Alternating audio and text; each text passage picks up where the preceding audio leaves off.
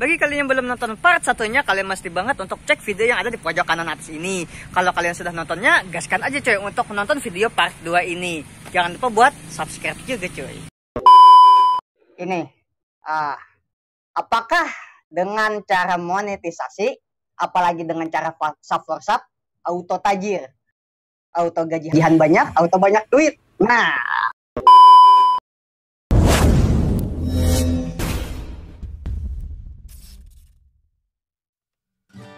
pertanyaan kedua, kedua apa keberapa? sensitif sih. Gak tahu. Pokoknya pertanyaan selanjutnya aja lah. Emang agak sedikit sensitif bagi beberapa oknum. Gimana? Pendapat sampean gimana mas? Masalah aktivitas sub for sub, view for view, jual beli sub, sama jual beli channel. Ini masalah kayak sensitif ini bagi beberapa kaum. Buat saya sih malah justru nggak sensitif, malah saya tuh pengen nyoba buat jor-joran aja lah, buka-bukaan aja lah gitu. Siap. Wah, aku senang. Yang namanya praktek sub for sub, view for view, segala macam kayak gitu yang beriming-iming bakal meningkatkan perkembangan channel dengan cepat, itu buat YouTuber pemula itu sangat menggiurkan sekali. Saya juga ngalamin kayak gitu. Banget. Iya, saya dulu juga pelaku sub for sub gitu loh. dulu ya. Sebelum tobat. Aku sempat juga sih, sekitar yang gak banyak lah, mungkin sekitar 10 sampai 20. Nah, 10 sampai 20 praktek kan. gitu loh. Aku sampai 100-an. Iya. Wah. Orang dalam. Jadi kita mulai dari sub for sub ya, karena ini yang paling sering terjadi. Jadi praktek aku sub channelmu dong, nanti kamu sub channelku dong gitu. Balik-balik gitu kan. Itu tuh sebenarnya sah-sah aja sih. Cuman kalau kalian berharap channelmu berkembang dengan cara yang natural seperti itu, kalian mimpi namanya. Karena ujung-ujungnya kita itu nge-YouTube itu buat membangun yang namanya komunitas yang bener-bener isinya itu orang yang suka sama video-video kita, yang ketika kita upload mereka dapat notifikasi, atau mereka malah bahkan nungguin video-video kita dan mereka rela buat nonton. Itulah yang kita cari. Kalau sub for sub, bayangin deh sekarang aku diajakin sub for sub sama Mas Andri, cuman aku nggak suka nih sebenarnya sama videonya dia, nggak suka, tapi karena mau sub for sub ya udahlah tak sub. Tapi pas dia Mas Andri lagi upload, jedes gitu, ada di rekomendasiku kan, bodo amat. Aku subscribe, bodo amat gitu, nggak tak tonton. Ya udah, jadinya akhirnya taruhlah ada 100 orang yang sub for sub, nge-sub channelnya Mas Andri karena sub for sub. Harusnya kalau channel yang sehat itu ya minimal bisa dapat sekitar 20% dari jumlah subscribernya setelah 3 hari upload. Jadi katakan ini hari Minggu, kamu upload, subscribermu udah ada 1000, harusnya kamu udah bisa dapat sekitar 200. Kalau 20% berapa tuh? Kok 20%? 10% dalam 3 hari. Jadi besok Rabu itu harusnya kamu udah bisa dapat 100 view. Itu channel yang sehat ya, yang bagus gitu. Nah, kalau sekarang prakteknya dari 1000 orang itu banyak yang sub for sub dan mereka nggak peduli sama channelmu, jatuhnya kan ya view-nya dikit. Ya nggak? Angka doang gitu ya. Jadi subscribermu tuh cuma angka doang. Itu tuh bukan orang-orang yang memang tertarik sama channelmu gitu loh, sama video-videomu. Nah, apakah kamu mau nantinya channelmu banyak nih subscribernya, taruhlah 1 juta, tapi ketika kamu upload cuma dapat penonton 200 biji. 200 biji dari 1 juta subscriber loh. Itu kan jomplang banget kan. Nah, kamu mau kayak gitu? Mewek. Nah, aku di sini enggak mau bilang kalau sub for sub itu dilarang ya. Monggo kalau mau sub for sub monggo, cuman pahami konsekuensinya kayak gitu. Itu. Gimana? Ada tambahan gimana Mas Andri? Menurutku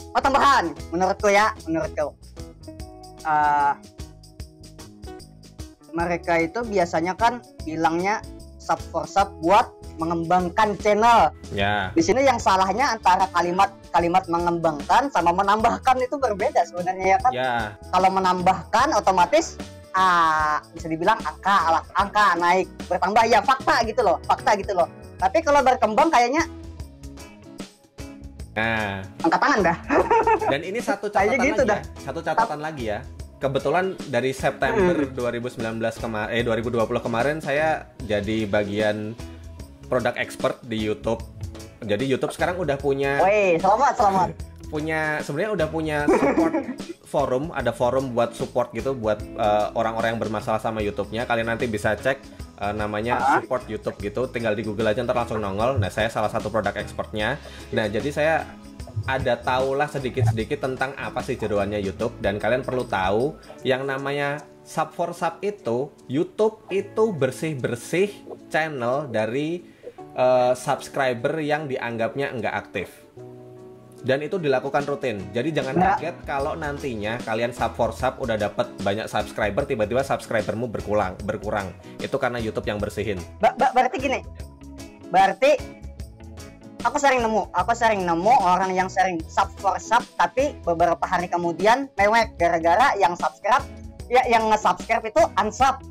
Nah, unsub ini sendiri berarti ada kemungkinan bukan dari pribadi yang ngelakuinnya gitu dong. Iya, bisa jadi itu karena dihapus. Berarti spam. Ya. Oke, ngerti banget. Jadi YouTube terus itu banyak juga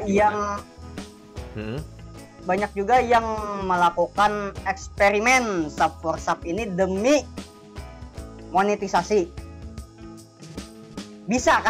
Bisakah itu? Bisa. Maksudnya kalian sub for sub buat monetisasi bisa.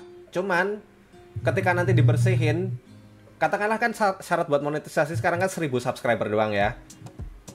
Ya. Nah, udah tercapai ini 1000 subscriber lewat sub for sub. Terus kalian ditinjau sama YouTube. Nah, pas peninjauan ini sebenarnya YouTube udah tahu ini subscribernya ini tuh dapatnya tuh dari sub for sub atau apa gitu lah segala macam.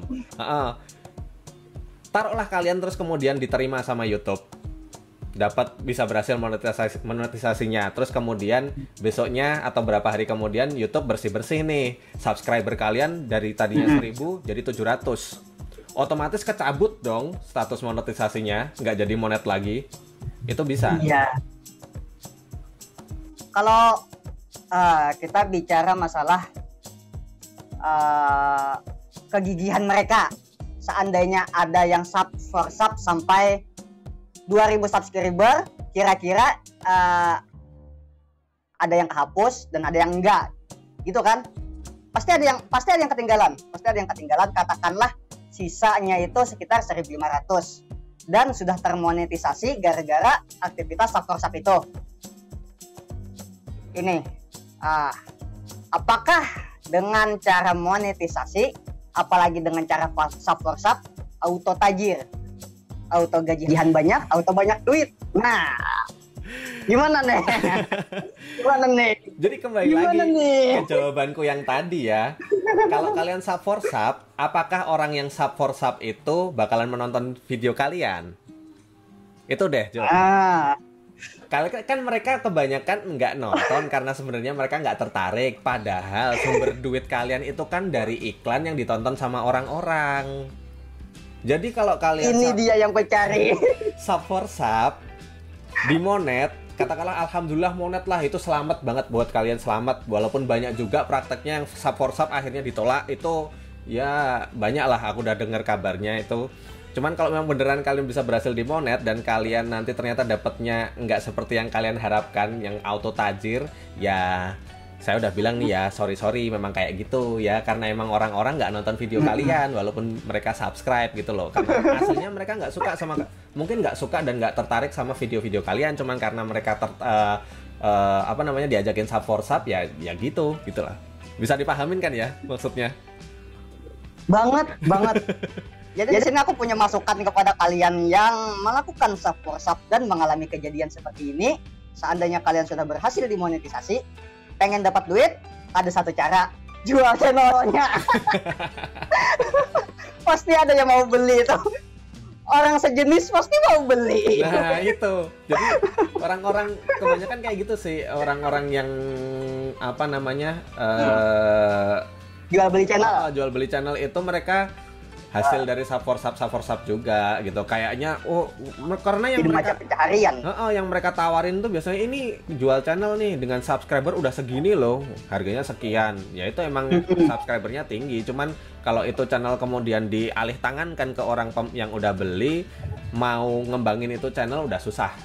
Itu kasarannya itu channel udah cedera dari awal lah, udah sakit dari awal gitu. Jadi terjawab nih sudah masalah sub for sub sama jual beli channel. Gitu. Jadi terus masalah view for view. View for view. Nah, itu sebenarnya gini Kang. Aku pernah nemu grup WA arisan sub for view for view. Gimana menurut Akang? Kembali lagi nih. Arisan loh. Iya, tahu, paham. Banyak sih yang curhat kayak gitu juga ke aku. Dan pada prakteknya memang jadi di balik layar itu kalian nggak tahu kan kok sebenarnya YouTube itu bisa mendeteksi dari mana sih datangnya viewer kita. Bahkan sampai ke perangkat apa yang kita pakai, koneksi apa yang kita pakai, terus kita itu cowok atau cewek, semua itu datanya masuk ke YouTube. Ketika itu kalian view for view, YouTube itu bisa ngelihat polanya. Katakanlah aku janjian sama Mas Andri nih, kita saling tonton terus ya kayak gitu. Tapi dari situ bisa dilihat polanya. Katakanlah retensi. Kalau orang yang benar-benar suka, itu retensi atau seberapa betah orang nontonin video itu kan harusnya panjang ya. Kalau emang beneran suka sama videonya. Tapi biasanya orang yang view for view kayak gitu kan mereka makanya ada syaratnya tonton dulu 2,5 menit atau 30 detik atau setengah jam atau berapalah itu. Kayak gitulah ya. Itu YouTube itu bisa mendeteksi. Hoax atau fakta? Maksudnya apanya nih? Hoax atau faktanya? Kalau kejadian kayak gitu terjadi beneran, fakta. Cuman kalau mau kaya dengan cara view for view itu nggak bisa. Hoax. Iya itu maksudnya. Jadi karena memang mantap. View yang didapatkan dengan cara view for view itu nantinya bakal dianggap sebagai namanya invalid view. Jadi view-nya itu nggak valid dianggap sama YouTube kayak gitu. Semua iklan yang udah ketonton ketika view for view itu nanti uangnya bakal dikembalikan lagi ke pengiklan, nggak masuk ke pemilik channel. Jadi jangan kaget nanti kalau seumpama nih banyak kan kasus. Bang, baru tahu nih. Banyak banget dicurhatin nih, maksudnya, Bang, kok tadinya aku penghasilannya segini nih, dalam ini kok tiba-tiba berkurang, gitu. Nah, itu tadi alasannya. Bisa jadi kayak gitu. Jadi ada beberapa nilai duit yang udah masuk ke kantong kita, tapi sama YouTube itu nilainya itu didapatkan dengan cara curang, dikembalikan lagi, diambil lagi, gitu. Jadi kalau kalian mau view for view silahkan. Kalau mau menyakiti channel kalian monggo. Tapi kalau mau kaya dari view for view ya kayaknya nggak bisa gitu loh. Nih, banyak yang melakukan itu kan untuk kejar monetisasi. Kembali lagi, bisakah? Ya kembali lagi jawabannya antara bisa atau enggak, cuman kalian bakal kucing-kucingan terus sama YouTube. Bisa sewaktu-waktu channel kalian itu dicabut monetisasinya gara-gara perilaku curang kalian di masa lalu. Dan YouTube tahu. Dan memotong jumlah jam tayang yang sudah masuk. Betul. Tadi. Bisa memotong itu sebenarnya konsekuensi yang paling ringan ya, dipotong jumlah jam tayangnya. Yang paling parah itu ya channel hapus channel. Ya beneran sampai kayak gitu, karena memang tambah kesini jujur aja nih, ini yang ngomong bukan saya ya, saya cuma menyampaikan YouTube itu bakalan semakin memperkuat sistem security-nya mereka, algoritma bakal ditambah lebih canggih lagi, dan kita ngomongin algoritma dengan nilai jutaan dolar loh ini. Otak manusia yang pengen ngakal-ngakalin dengan cara sub for sub, view for view, wes nggak bakalan kuat deh. Beneran. Kalian mau kucing-kucingan terus sama YouTube mau sampai kapan? Bayangkanlah sekarang kalian bikin satu channel dengan cara-cara curang seperti itu. Bisa lah berkembang. Kalian mulai bisa dapat uang. Tapi kemudian di satu titik YouTube menilai, ini nggak boleh nih kayak gini lagi. Channel kalian langsung dihapus, jedes. AdSense kalian ke ban, jedes. Kalian mau apa? Abis Innalillahi wa inna ilaihi rajiun. Uang-uang yang udah terkumpul di AdSense kalau belum diambil ya bablas, nggak bisa diapa-apain. Angus. Dan AdSense itu perlu kawan-kawan tahu, itu sekarang cuma berlaku 1 orang untuk 1 AdSense karena itu berdasarkan ID kita. Ketika kalian udah di-ban akun KTP. AdSense-nya, nah yang di-ban itu sebenarnya bukan akunnya tapi kamunya. Ketika kamu bikin akun Orangnya. AdSense lagi, ya betul, dengan ID yang sama nggak bakalan bisa. Harus pakai ID orang lain. Wah. Ini nih yang ku cari. Kalau memang mau Sebelum channel kalian dihapus. Sebelum channelnya dihapus, jual. ya monggo aja sih kalau mau jual. Untung lo jual. Cuman sekarang orang-orang kan banyak yang tambah-tambah ngerti ya tentang hal-hal kayak gini. Aku sih alhamdulillahnya kayak gitu. Orang mulai banyak melek tentang gimana sih resikonya sub for subs, fee for view itu udah mulai banyak, dan aku rasa sih nantinya bakalan tambah sedikit orang yang tertarik buat beli channel sih. Itu sih. Jadi kalau kalian mulai mikir nih, aku bisa mulai bisnisin dengan cara jual beli channel, mending kalian nggak usah nge-YouTube aja deh, kerja yang lain aja deh. Ini nih perlu dibuka, ini nih hijabnya perlu dibuka ini. Perlu tahu orang banyak ini masalah yang kayak gini kan masalahnya kan kita modal kita tadi dari tenaga, kuota, waktu terbuang sia-sia. Kalau sudah terlanjur ya jual aja channelnya. Iya. Sebelum terlambat. Kayak kemarin yang kasus Ada tambahan lagi kah? Enggak, ini aku cuma sedikit cerita aja kayak yang channelnya calon sarjana kemarin yang bermasalah itu mereka main bersih ya, maksudnya dalam artian mereka nggak sub for sub, nggak view for view, dan mereka udah channel gede, dan itu pun YouTube nggak segan-segan ketika ada laporan copyright penggunaan hak cipta yang dipermasalahkan. Channel yang gede pun YouTube nggak mau tahu kalau memang itu pemilik asli copyright ya nggak terima, ya kalian itu channel bakalan tutup aja udah. Cuman karena akhirnya kan antara si calon sarjana dengan pemilik hak cipta yang asli kayaknya di belakang ada deal-dealan, jadinya kan mereka masih terselamatkan gitu loh. Itu jangan sampai kayak gitulah kalian nanti nyesel ke belakang karena kalian udah berkorban banyak hal buat mengembangkan channel kalian loh, dan itu tuh kalau dinilai secara uang, waktu kalian, tenaga kalian mungkin bisa dialokasikan ke hal yang lain yang bisa lebih menguntungkan gitu. Kalau memang kalian mau main curang mending nggak usah lah gitu. Pesannya sih itu. Jadi segede apapun channel kalian, tetap YouTube lebih gede. Dan channel kalian yang gede banget masih bisa diinjak sama YouTube, apalagi channel yang kecil gitu ya kan? Ya. Masalah hak cipta ini. Iya, karena sebenarnya YouTube ngerti juga, banget. Nggak mau ntar YouTube kena masalah gara-gara ini gitu loh. Daripada ntar kena masalah mending channel baik main aman gitu ya. Iya.